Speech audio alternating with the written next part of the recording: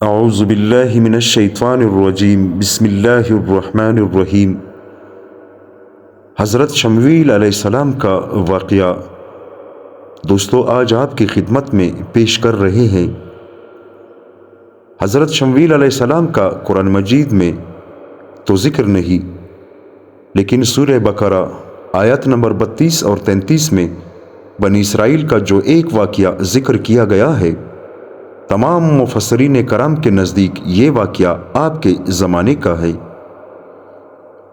نام و نسب ابن کثیر میں آپ کا سلسلہ نسب اس طرح ہے: شمویل بن بالی بن علقمہ بن ترخام بن یہد بن بہرز بن علقمہ بن ماجب بن عمرسا بن عزرا بن صفا بن علقمہ بن ابو یاشف بن قارون بن یسحر بن قاحت بن قاحس بن لاوی بن یعقوب علیہ السلام بن اسحاق علیہ السلام بن ابراہیم علیہ السلام۔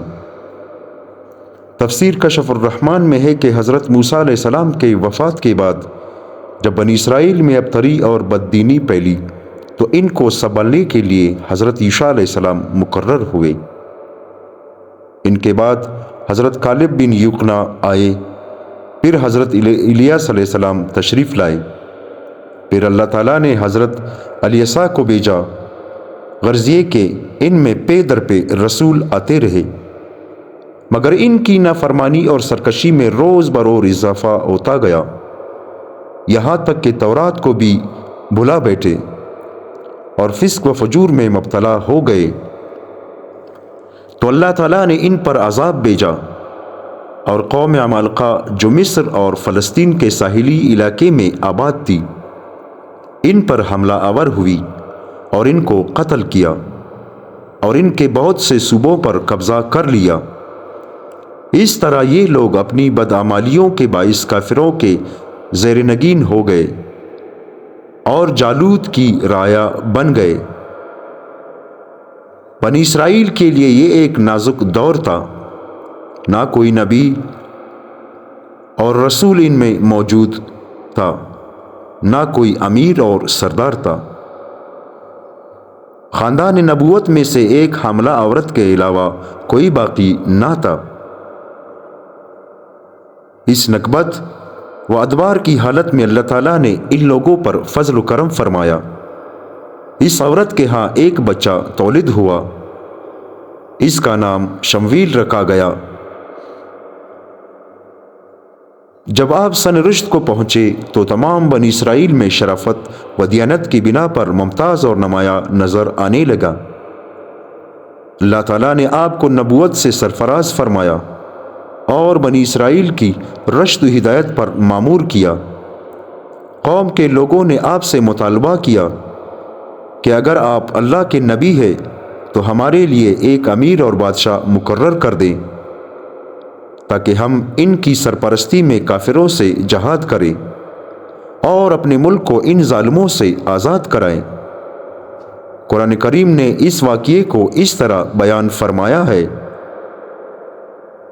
کہ آپ نے بنی اسرائیل کی ایک جماعت کے اس قصے کو ملاحظہ نہیں کیا جو موسیٰ کے بعد پیش آیا، جب انہوں نے اپنے پیغمبر سے کہا کہ ہمارے لیے ایک بادشاہ مقرر کر دیجئے تاکہ ہم اللہ کی راہ میں جہاد کریں۔ پیغمبر نے جواب دیا کہ تم سے اس کی یہی توقع ہے کہ اگر تم پر جہاد فرض کیا جائے تو تم جہاد نہ کرو گے۔ انہوں نے کہا کہ ہمارے لیے ایسی کون سی گنجائش باقی ہے کہ ہم اللہ کی راہ میں جہاد نہ کریں، حالانکہ ہم اپنے گھروں سے بے گھر کیے گئے اور اپنے بچوں سے جدا کر دیے گئے۔ پیغمبر خدا نے اندیشہ ظاہر کیا کہ اگر تم پر جہاد کا حکم جاری کیا گیا اور بادشاہ مقرر ہو گیا تو کہیں ایسا نہ ہو کہ تم جہاد سے انکار کر دو۔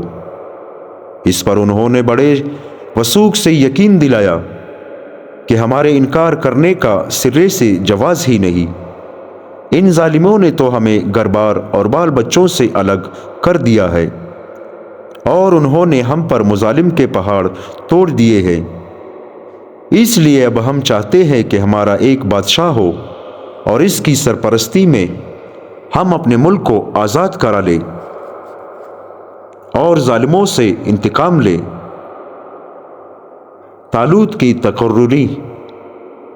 اللہ تعالیٰ قرآن مجید میں فرماتے ہیں، اور ان لوگوں سے ان کے پیغمبر نے کہا کہ اللہ تعالیٰ نے تمہارے لیے طالوت کو بادشاہ مقرر کر دیا ہے، تو کہنے لگے کہ اس کو ہم پر حکومت کرنے کا حق کیسے ہو سکتا ہے، جبکہ ہم اس کے زیادہ حقدار ہیں، اور ان کو تو مال کی وسعت بھی نہیں عطا کی گئی۔ تفسیر کشف الرحمن میں ہے کہ اللہ تعالیٰ کی طرف سے حضرت شمویل علیہ السلام کو ایک نشان بتلایا گیا تھا۔ حسن اتفاق سے وہ نشان حضرت طالوت پر صحیح نکلا۔ حضرت طالوت حضرت یعقوب علیہ السلام کے صاحبزادے بنیامین کے خاندان سے تھے، اور ایک عرصے سے دستور چلا آتا تھا کہ حضرت یعقوب علیہ السلام کے صاحبزادے لاوی کے خاندان میں جاری تھی، اور مملکت آپ کے صاحبزادے یہودا کی اولاد میں، بنیامین کی اولاد میں نہ نبوت تھی نہ بادشاہت۔ طالوت ایک غریب چرواہے تھے، یا پانی بھرنے پلانے کا کام کرتے تھے۔ بہرحال جب طالوت کی بادشاہت کا اعلان نبی نے اس طرح کیا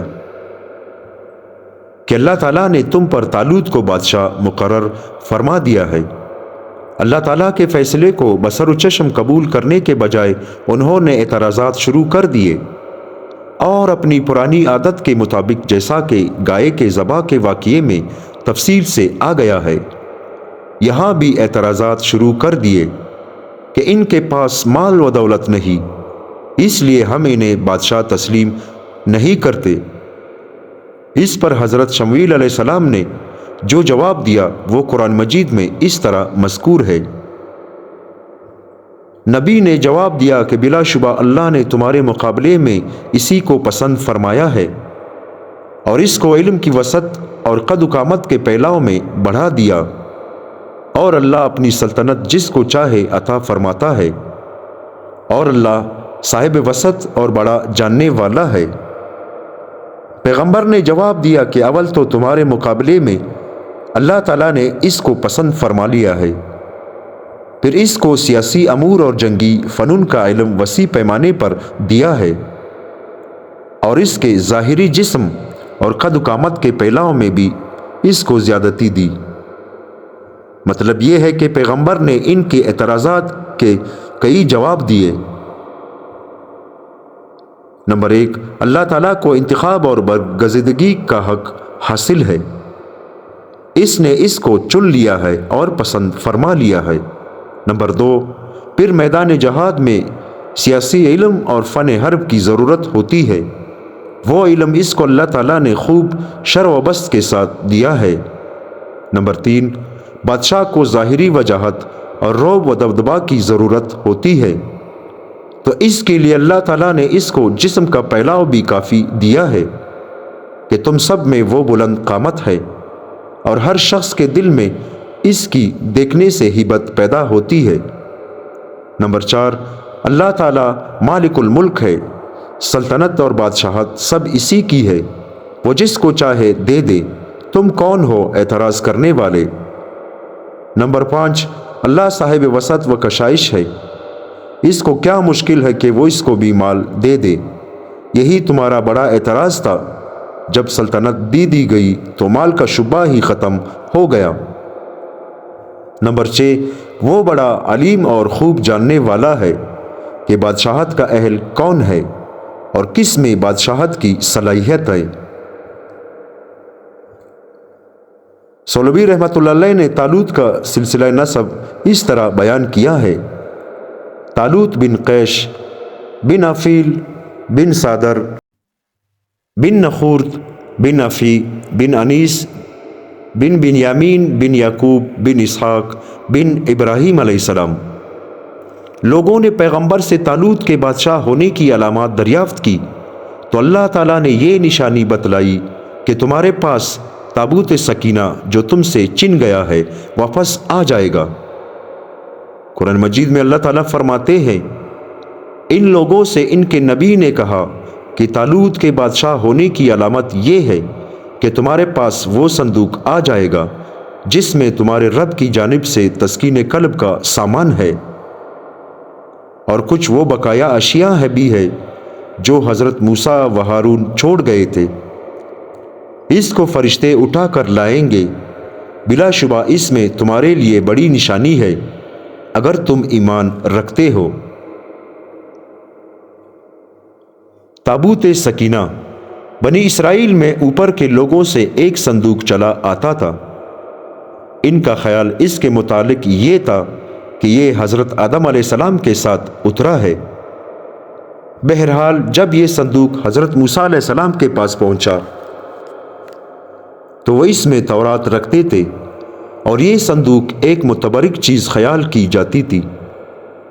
جب کبھی دشمنوں سے لڑتے تو یہ صندوق اسلامی لشکر میں فرشتے نگرانی کرتے تھے، اور اس کی برکت سے فتح نصیب ہوتی تھی۔ حضرت موسیٰ علیہ السلام کے وفات کے بعد بنی اسرائیل میں خرابی پھیلی تو عمالقہ کے لوگ وہ صندوق ان سے چھین کر لے گئے۔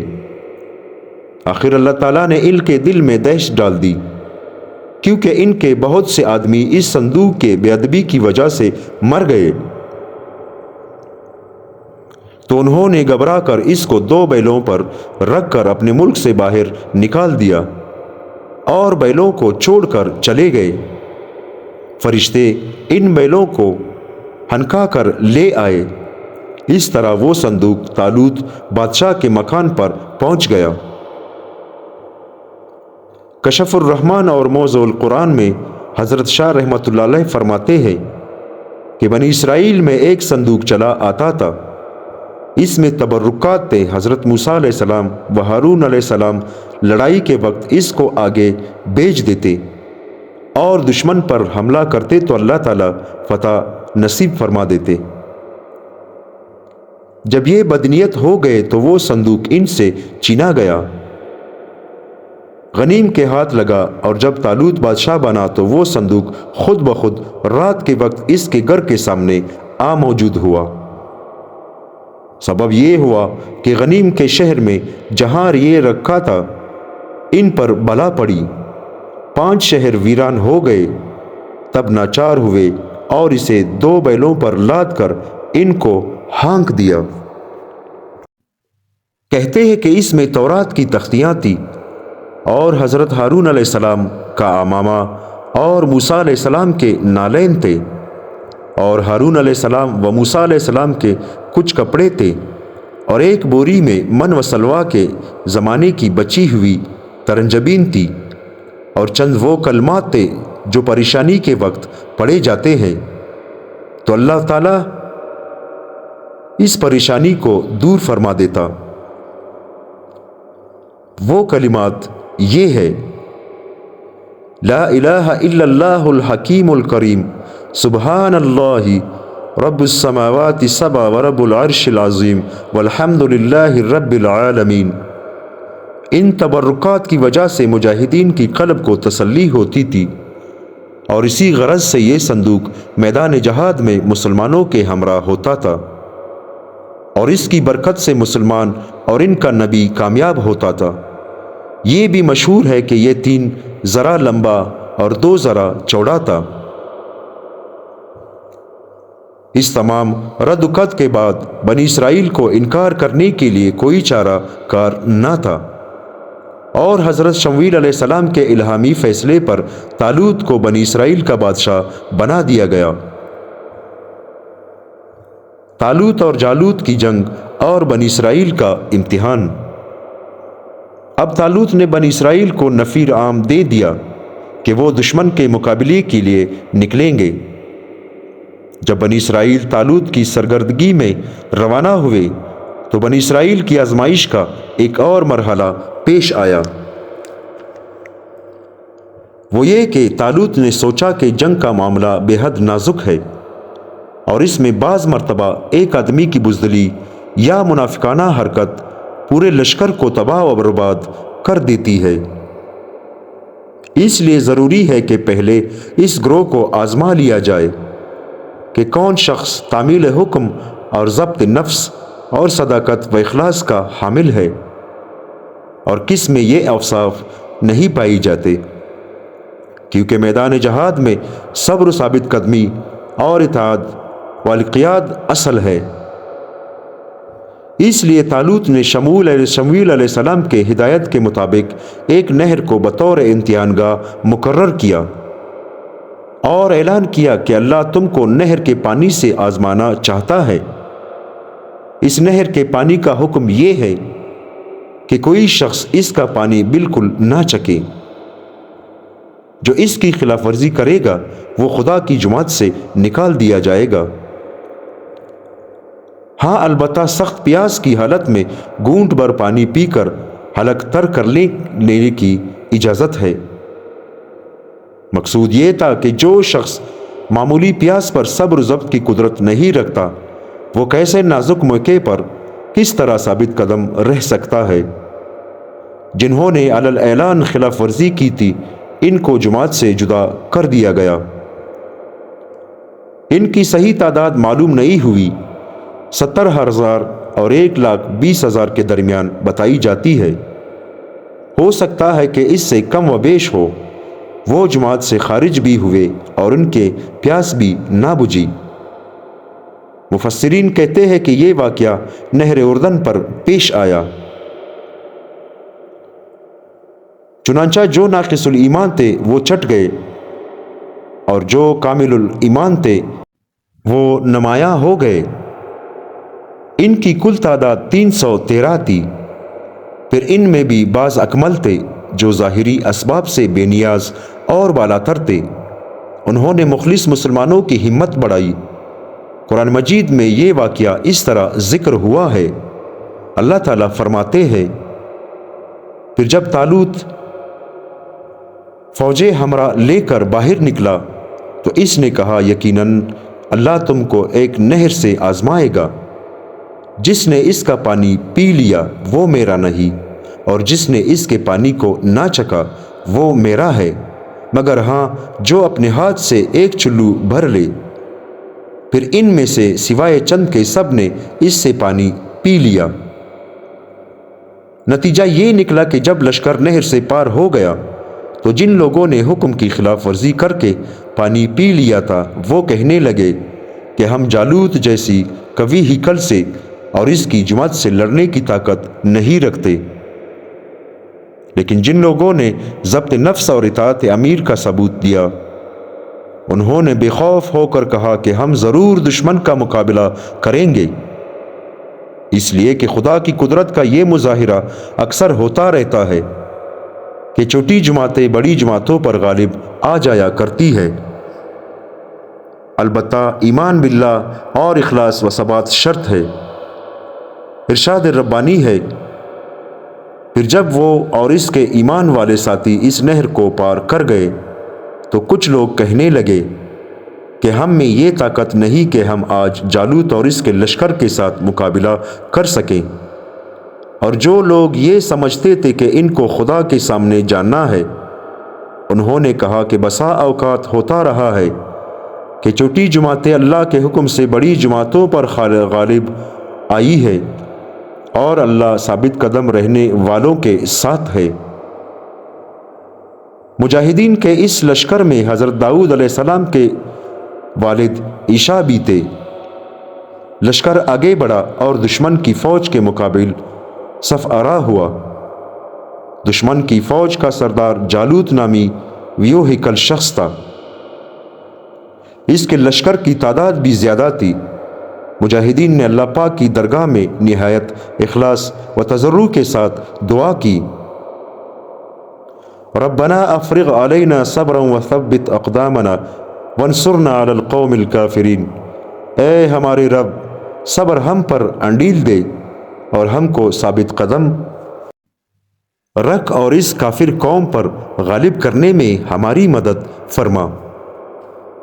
جب دونوں لشکر آمنے سامنے ہوئے تو جالوت اپنا فوجی لباس پہن کر تنہا آگے بڑھا اور کہنے لگا کہ تم سب کے لیے میں اکیلا ہی کافی ہوں، آؤ پہلے مجھ سے مقابلہ کرو۔ اس وقت شمویل علیہ السلام کے فرمان کے مطابق طالوت نے داؤد علیہ السلام کے والد صاحب کو بلایا اور ان سے دریافت کیا کہ تمہارے کتنے لڑکے ہیں؟ انہوں نے کہا کہ 6 لڑکے ہیں۔ حضرت داؤد علیہ السلام چھوٹے تھے، اس لیے ان کا ذکر نہیں کیا، مگر اللہ کے نبی کے حکم سے حضرت داؤد علیہ السلام کو بلایا گیا۔ جب داؤد علیہ السلام حسب طلب آ رہے تھے تو راہ میں ان کو 3 پتھروں نے آواز دے کر کہا کہ اے داؤد، ہمیں اٹھا لے، ہم تجھے کام دیں گے۔ حضرت داؤد علیہ السلام نے وہ پتھر اٹھا لیے اور نبی کی خدمت میں حاضر ہوئے۔ حضرت شمویل علیہ السلام نے جالوت کے مقابلے کے لیے آپ کو منتخب فرمایا، چنانچہ آپ نے وہ تینوں پتھر اپنے گوپیے میں رکھ کر آگے بڑھے اور جالوت کو للکارا۔ جالوت نے کہا، مجھ کو تجھ پر رحم آتا ہے، کیوں میرے ہاتھ سے مرنے کی خواہش کرتا ہے؟ آپ نے فرمایا، میں ہی تیرا مقابلہ کروں گا۔ چنانچہ آپ نے وہ گوپیا پھرا کر تینوں پتھر اس کے ماتھے پر مارے۔ اس کا صرف ماتھا ہی کھلا ہوا تھا، باقی سارا جسم زرے سے ڈھکا ہوا تھا۔ اس نے اتفاق سے وہ پتھر اس کے سر میں گھس گئے اور سر پاش پاش ہو گیا۔ کشف الرحمن جالوت کے مرتے ہی اس کا سارا لشکر پسپا گیا۔ اللہ تعالیٰ نے مسلمانوں کو فتح نصیب کی اور دشمنوں کو شکست دے دی، اور مسلمانوں کو ان کا ملک واپس ملا، جیسا کہ اللہ تعالیٰ قرآن مجید میں فرماتے ہیں۔ پھر طالوت کے ساتھیوں نے خدا کے حکم سے جالوت والوں کو شکست دے دی، اور داؤد نے جالوت کو قتل کیا، اور اللہ نے داؤد کو سلطنت اور نبوت عطا فرمائی، اور جو کچھ بھی چاہا اسے سکھا دیا۔ اس واقعے نے حضرت داؤد علیہ السلام کی شجاعت کا دوست دشمن دونوں کے قلوب پر سکہ بٹھا دیا، اور آپ بے حد ہر دل عزیز ہو گئے، اور آپ کی شخصیت بہت نمایاں اور ممتاز نظر آنے لگی، اور طالوت نے اپنی لڑکی کا نکاح آپ سے کر دیا اور آپ کو اپنا ولی عہد بنا دیا۔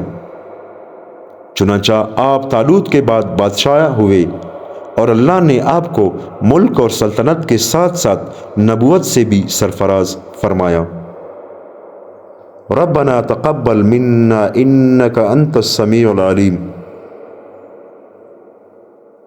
دوستو، حضرت شمویل علیہ السلام کا واقعہ یہاں پر ختم ہوتا ہے۔ انشاءاللہ کل آپ کی خدمت میں واپس حاضر ہوں گے۔ تمام دوستوں سے گزارش ہے کہ میرے چینل کو اور اس ویڈیو کو لائک اور سبسکرائب ضرور کیجیے گا۔ جزاک اللہ۔